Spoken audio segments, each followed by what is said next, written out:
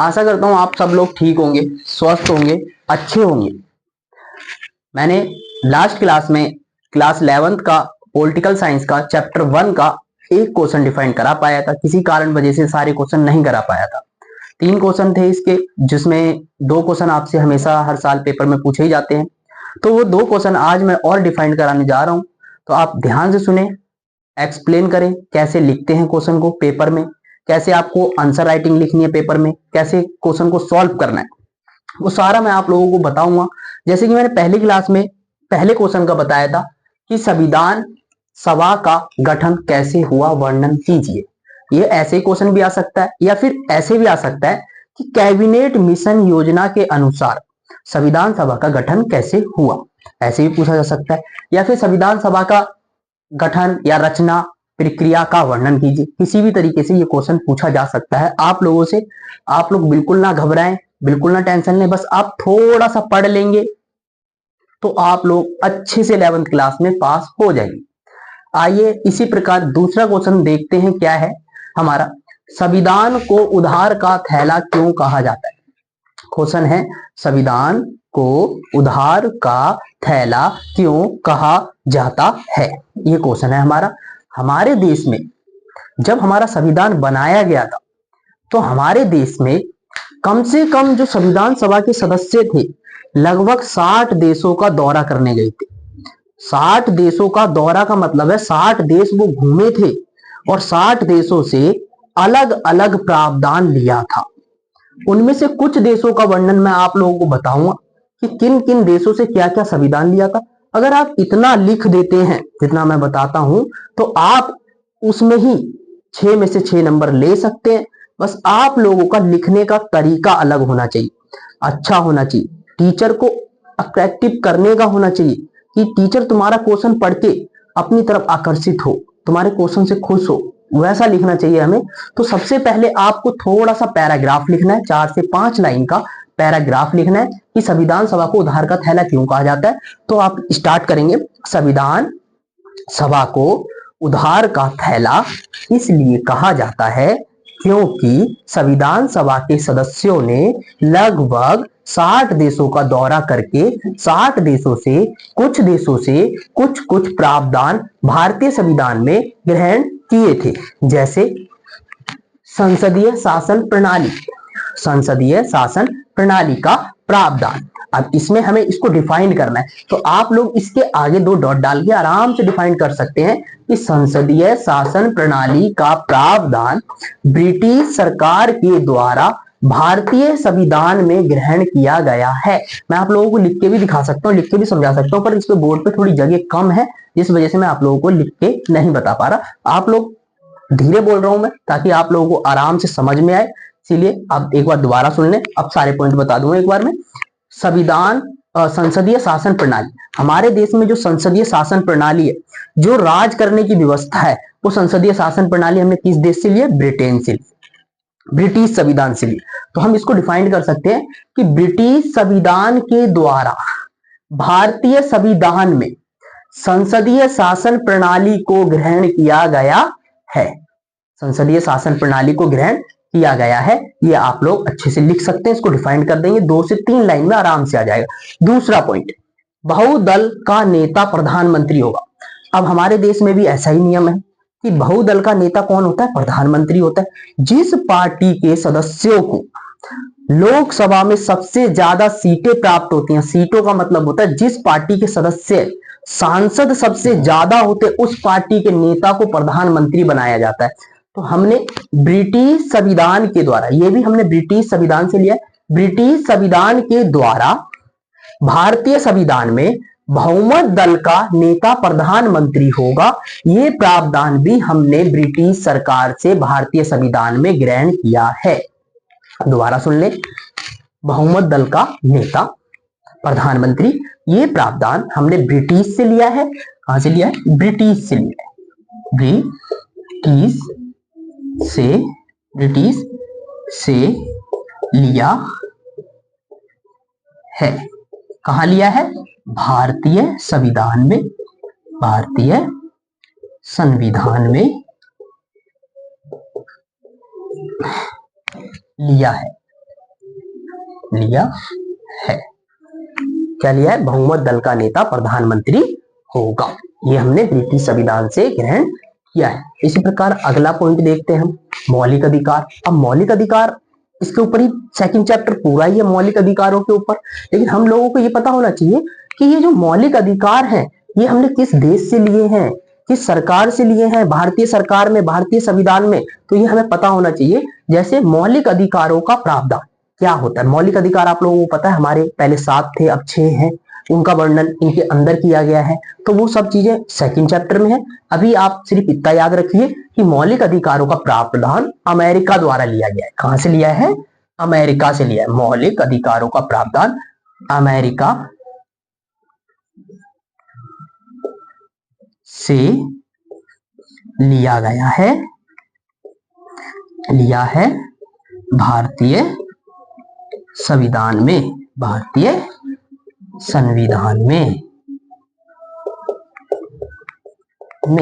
इसको आप पूरा डिफाइन कर सकते हैं कि अमेरिकी संविधान से भारतीय संविधान में मौलिक अधिकारों का प्रावधान ग्रहण किया गया है। इसको डिफाइन कर सकते हैं आराम से, मस्त।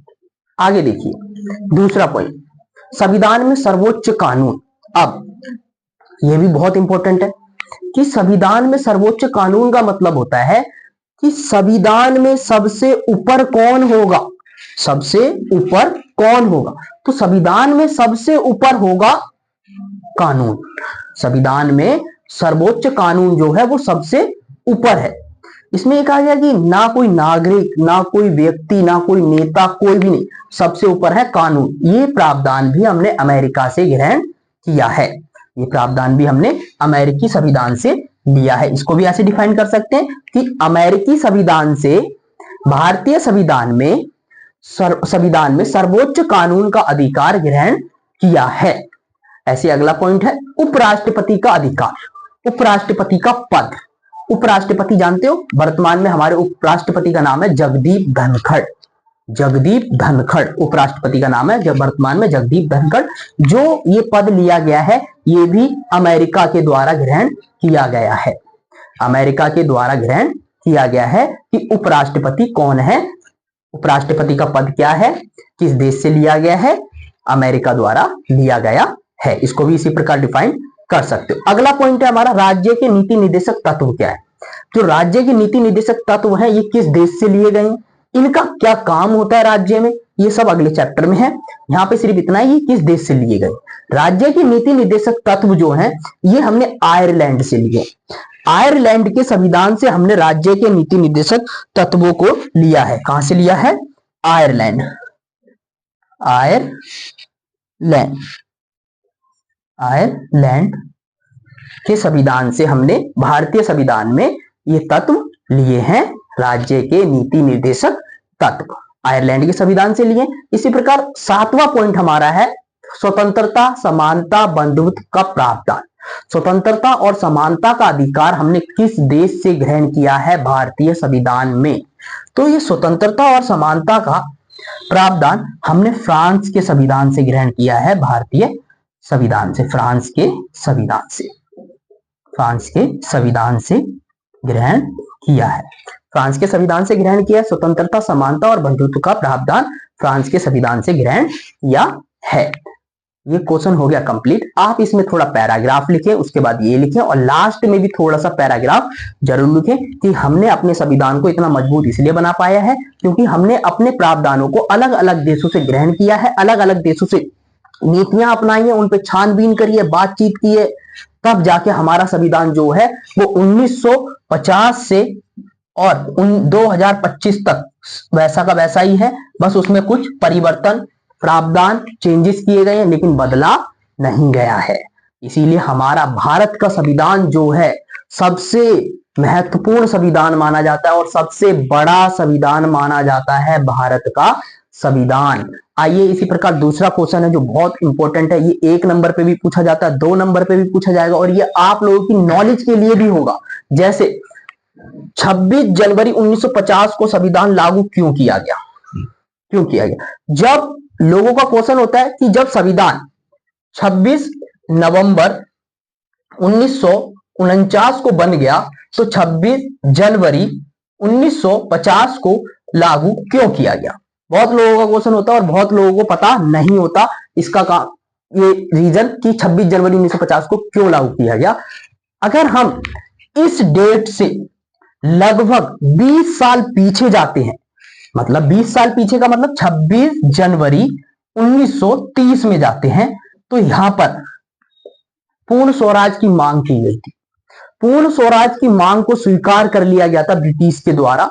अब जब पूर्ण स्वराज की मांग को स्वीकार कर लिया गया तो हमने ये स्वीकार करते हुए भारत का पहला स्वतंत्रता दिवस मनाया था, बड़ी धूमधाम से मनाया था। भारत का प्रथम स्वतंत्रता दिवस 26 जनवरी 1930 को ये मनाया गया, 26 जनवरी 1930।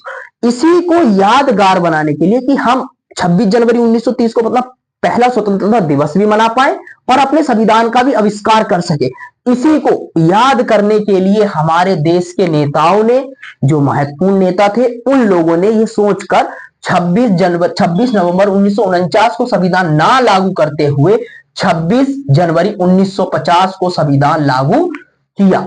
26 जनवरी 1950 को संविधान लागू किया। आप लोगों को पता होगा कि संविधान पे सबसे पहले हस्ताक्षर करने वाले व्यक्ति कौन थे? पता होना चाहिए। वैसे मैं आपको बता देता हूं, संविधान पे सबसे पहले हस्ताक्षर करने वाले व्यक्ति का नाम था श्रीमान पंडित जवाहरलाल नेहरू। श्रीमान पंडित जवाहरलाल नेहरू जो थे वो प्रथम व्यक्ति थे संविधान सभा पे हस्ताक्षर करने वाले। संविधान सभा के अध्यक्ष आपको पता होगा, मैंने पिछली वीडियो में बताया था कि संविधान सभा के अध्यक्ष थे डॉक्टर राजेंद्र प्रसाद। मौजूदा समिति क्या होती है, प्रारूप समिति क्या होती है, ड्राफ्टिंग कमीशन, इंग्लिश में ड्राफ्टिंग कमीशन क्या होता है। मौजूदा समिति जिसके अध्यक्ष थे डॉक्टर BR अम्बेडकर, जिनको भारतीय संविधान का पिता भी कहा जाता है, जिन्होंने संविधान लिखने में सहायता की, लिखने में मदद की, डॉक्टर BR अम्बेडकर। उनके साथ 7 सदस्य थे। 7 सदस्यों के साथ मिलकर उनको एक नाम दिया गया जिसका नाम था प्रारूप समिति या मौजूदा समिति। ये था। आगे आप लोगों को इस चैप्टर में और कुछ पूछना हो तो कमेंट करें। बाकी मैंने इसके 35 क्वेश्चन की वीडियो एक लाइव ली थी, लाइव क्लास, उसमें दी हुई है। नहीं तो आप इंस्टाग्राम चैनल को फॉलो कर सकते हैं, लर्निंग विद सतेंद्र के नाम से है। उस पर आपको पूरी की पूरी प्लेलिस्ट मिल जाएगी, क्वेश्चंस के साथ PDF मिल जाएगी, आप लोग उस पर शेयर कर सकते हैं। ये सारा क्वेश्चन भी आपको PDF के साथ उस पर मिल जाएगा। धन्यवाद, थैंक यू।